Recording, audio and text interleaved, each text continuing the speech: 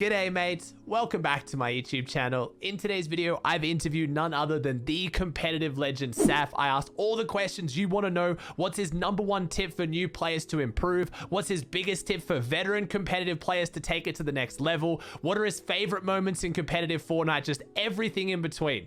If you haven't already, please check out his socials. The link will be in the description down below. Let me know in the comments anyone else you want me to interview, any pros you really want me to talk to. If you haven't already and you enjoy the content, please chuck a like on the video, subscribe down below, and I hope you guys enjoy.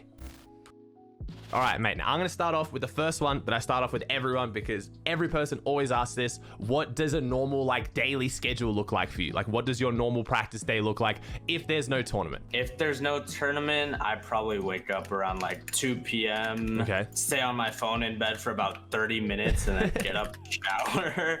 Okay. And just play. I usually play Kovacs every day for an hour. An hour of Kovacs? Yeah. Damn, okay.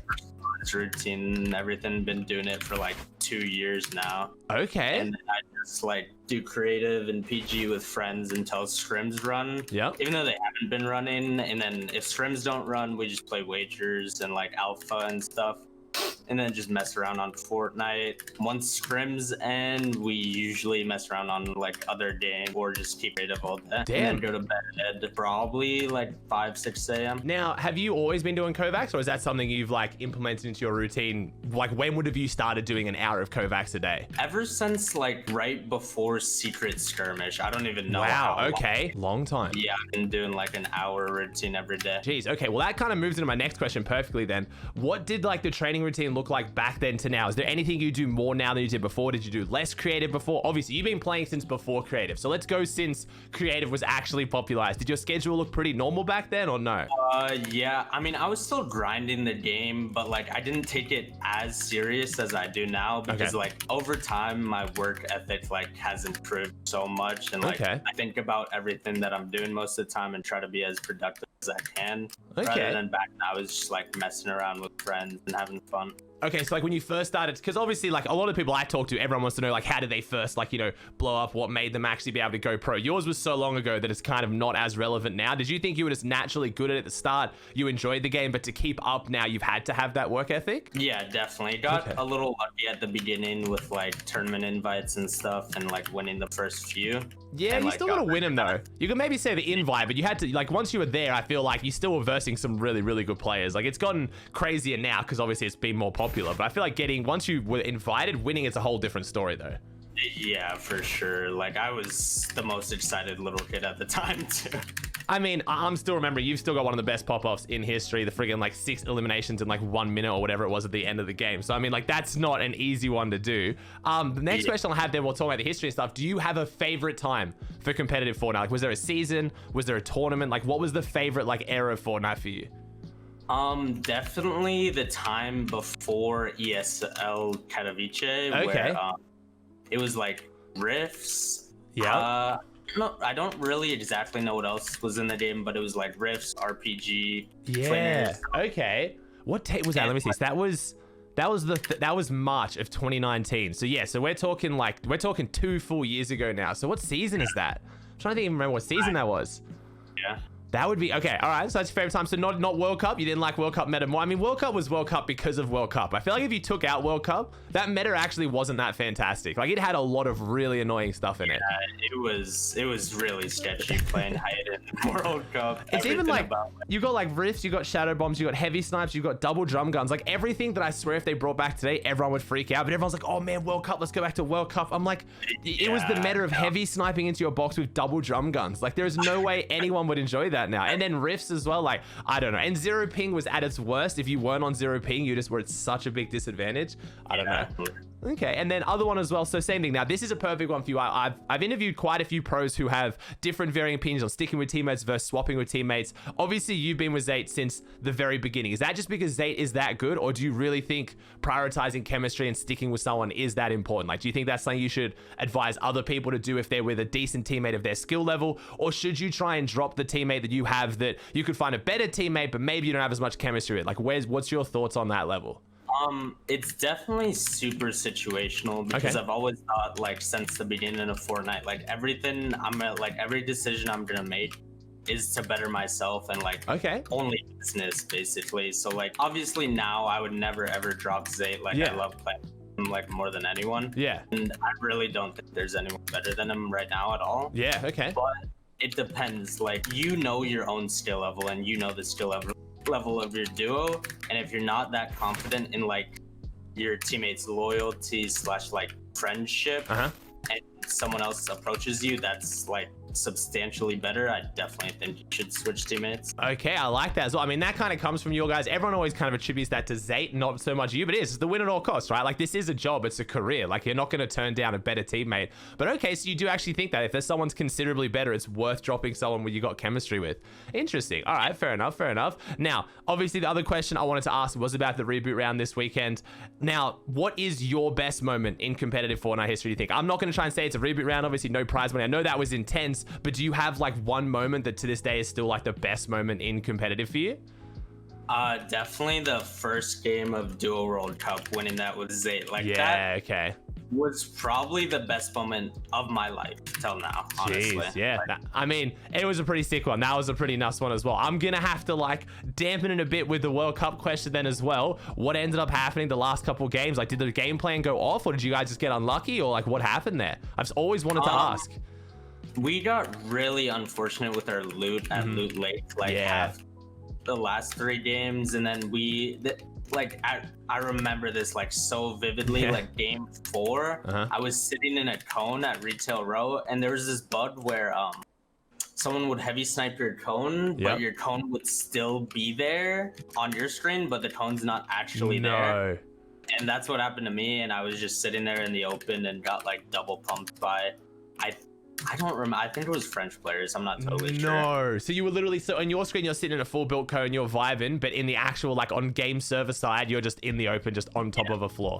Oh, damn. Okay, that's bad. Because that's the rough part as well. Everyone always asks that question, like, what happened at Worlds? Like, you know, Zayt and Sap didn't win. I'm like, it's still Worlds. Like, I know they were the favorites going into it, but like, it's Worlds. No one else was like favorites of solos or duos, you know what I mean? So I was always curious as well because, man, like, it started off so strong and you guys still almost had it. Like, I look back at that leaderboard, and that is one of the most unfortunate leaderboards as far as just one game was the big difference. Like, so many people were so close to overtaking. If that was like solos, you guys wouldn't have like dropped at all. Like, it was the lead you guys had after the start wouldn't have been caught back up. I guess it's just 3 wins in a row kind of does it, right?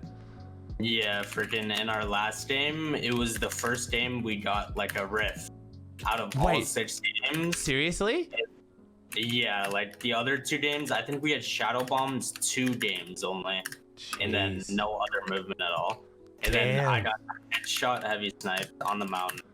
Oh, I remember that. Yeah, the heavy snipes on that mountain. It was the one that was near Pleasant or whatever. Yeah, Pleasant at the time, wasn't it? Yeah, it was on that hill there. Damn, that's brutal. Now, if you didn't have, like, I want to go back to the practice question because you have access to elite scrims. That makes things different. But if you didn't have access to as good scrims, do you still think doing like, even like end game scrims or doing like average level scrims are worth it? Or do you think someone who's trying to improve should maybe be spending more time in creative or arena or doing other things? Like, how would you prioritize that if you didn't have access to such good scrims? If I didn't, like, for the people that aren't in elite and aren't in prac or anything, you definitely should work on your mechanics more because the practice, like, you're not going to get good practice in open discords, and you need to practice arena / creative as much as you can, and definitely watch all the VODs, like pro players, and like watch what they do, and then after like the FNCS weeks are done, you have access to the replays. Yeah, okay. And then just look at everything. See, that's what I've always said as well. Because like when I talk to a lot of coaches, especially like Coach Timmy, even like Destiny Jesus to an extent as well, they always do the same thing. Like, it's a lot of it's theoretical. Like, you want to get practice in good games, but if you go and watch how pros play good games, that's going to offer you a lot as long as you don't get nervous in the game. Because I know whenever I make this point, everyone comes back with Taste and says he does all scrims available, even if they're bad scrims. And I'm like, I just feel like bad scrims are some of the worst forms of practice that people spend so long on. Like, if you do a few games a week, enough to figure out what your team's doing wrong and VOD review your own games, I've always believed that's enough unless you have access to good scrims. Like, if you can do 6 games of elite a day, that's different, but the average player can't, and I've always found that odd. So how long do you guys spend VOD reviewing? Do you like team VOD review? Does Zay do the VOD reviewing and kind of like give you guys notes, or how does that look? Because when he started doing his like streaming coaching thing, he brought up like files upon files of like, this game, this zone went here for this, and I was just blown away. Is that something you guys all do, or mostly Zay? We used to do it a lot together, like in calls every night, but now it's just like Zayt, he writes notes and then he basically is like a teacher reviewing the school plan before he gives it to his student. I like it. It's sick. He eventually like calls me in stretch and then he just explains everything while we're in there, just so we're all on the same page. But we do it probably not as often anymore, about once a week. Once a week? Okay, that's still a fair bit though. And do you think that's important for trios like up and coming as well? Because obviously I don't like how rigid everyone's got with roles. Like whenever we're watching you guys, for example, everyone's like, who's the IGL? Who's the Tarper? Who's doing this? And whenever you watch really good teams, like the roles are there and people know what they're doing, but it's still fluid, right? Like if Zayt stops to heal, you're not going to just not Tarp ahead, right? So that always annoys me. But when it comes down to having like, obviously you and Stretch probably work maybe more on your mechanics than Zayt does, while Zayt's spending his time doing VOD review stuff. Do you think that's important for a team as well? I definitely think it's important to have one player being like the main IGL and everything. Yep. Like you can't be dumb. Like I've seen so many trios, like their IGL has to heal and they're just sitting there. They're standing there. Yeah. Legit, all the same thing. Yeah, the IGL won't ever go for like an elimination on the back of the top if it's there. Like it's like, no, they've stopped to heal. There's a person there. Like edit and shoot. Like you don't have to like. It's not literally like I am the tarping robot. I have to tarp. I'm happy to hear that because that's what I always talk about. Because making guide content, I've kind of like I've helped popularize the idea of roles. But I'm like, but it's like unless you're a real beginner, right? Like beginner, like you can be a bit flexible. Like any good player is gonna be good at everything. And anytime I watch like a dominant trio in a region, like you guys, obviously like Rex, Arkham, Epic, well, even Jinx, Alec, Worthy on OC, like their comms aren't even really there because everyone just knows what they're doing, but they can do everything. Like it just gets that mentality that like like Zayt, for example, wouldn't be a good fighter because he's the IGL. It's like, no, like if you're winning regions, like you can't be stupid and you can't suck. Like it's a pretty simple concept, but everyone seems to get so stuck down this mentality that IGLs are like the smart ones and can't fight. Now the last kind of question I want to ask, as far as like usually around sensitivity and settings, because everyone's super curious, more with controller than mouse and keyboard, but have you been changing your sense up a lot? Have you stuck to one sense? Like have you changed your keybinds? Like what is your opinion on when people keep changing things to try to get it optimal compared to just grinding out the ones they have for muscle memory? Do you like sway to either side of that, or like where do you fall on that spectrum?